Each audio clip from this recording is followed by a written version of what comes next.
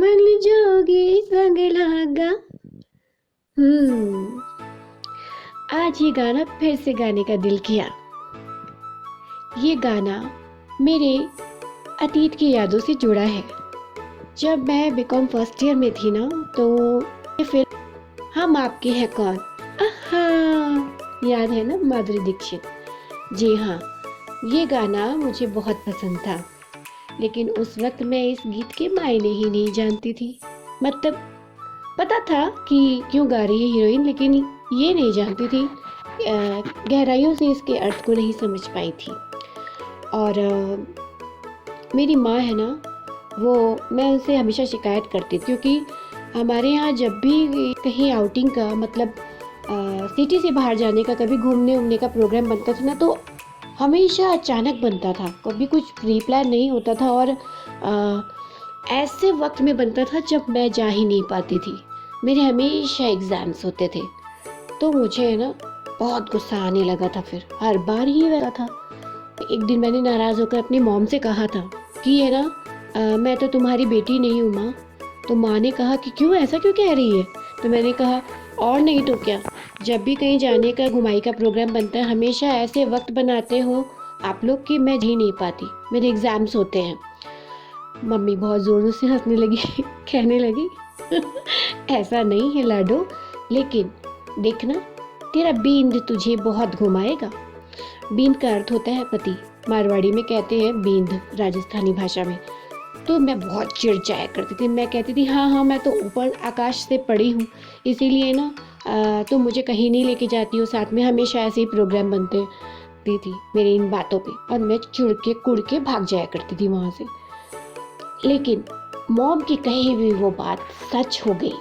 हाँ, क्योंकि जब मैं शादी होकर आई ना, मेरे पति देव को जो है घूमने का बहुत शौक है।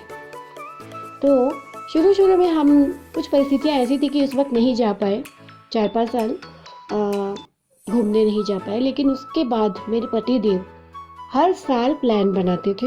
हम लोग ये ज़्यादातर ये अक्टूबर की छुट्टियों में ही जाते थे, क्योंकि उस वक्त नवरात्रों की दुर्गा पूजा होती है, तो उस वक्त यहाँ नेपाल में भी छुट्टियाँ होती हैं। यहाँ बहुत बड़ा त्यौहार माना जाता है, जिसे दशई कहते हैं। इंडिया में दशहरा कहते हैं, यहाँ दशई कहते हैं, तो बड़ा दशई। तो यहाँ पे हफ्ते 10 दिन की छुट्टियाँ होती है उस वक्त ऑफिस की।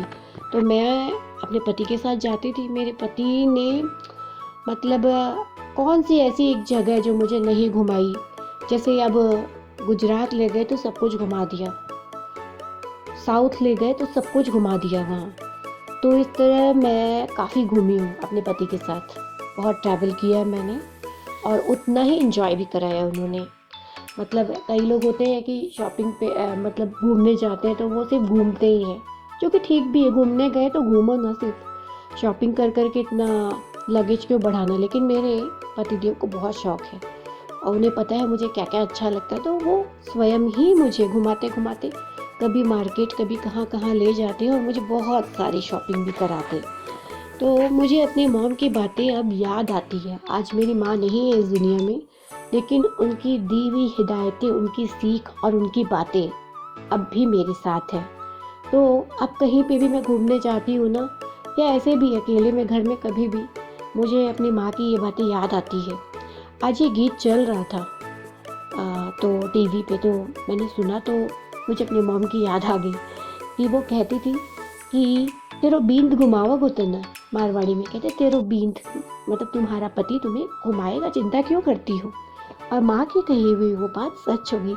तो मित्रों, अगर आपके बच्चे भी यदि चिढ़ते हैं अभी आपकी बातों से, या उन्हें लगता है, तो एक दिन वो भी समझ जाएंगे, क्योंकि उनकी अभी उम्र ही ऐसी है। मेरी भी उम्र उस वक्त वैसी ही थी, कच्ची उम्र थी, बचपना था, तो माँ की बातों को नहीं समझ पाती थी। लेकिन आज मैं अपनी माँ की बातों को समझती हूँ कि वो क्या कहती थी, क्यों कहती थी, और किस लिए कहती थी।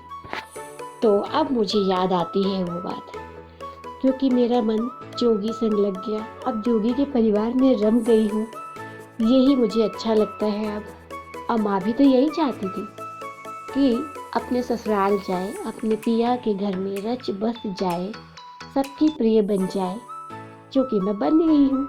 तो इसलिए अपने माँ की और अपने पिताजी की बातें हमें हमेशा फॉलो करनी चाहिए। बस इसी के साथ लूँगी विदा, क्योंकि आज मुझे ये याद आया तो मैंने आज आपको ये बातें बता दी।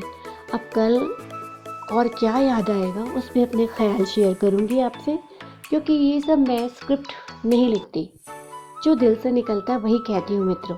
कोई पहले से तैयारी नहीं होती है इसकी। इसलिए कल फिर कुछ और लेकर आऊँगी, नया कुछ विशेष, पर पता नहीं क्या।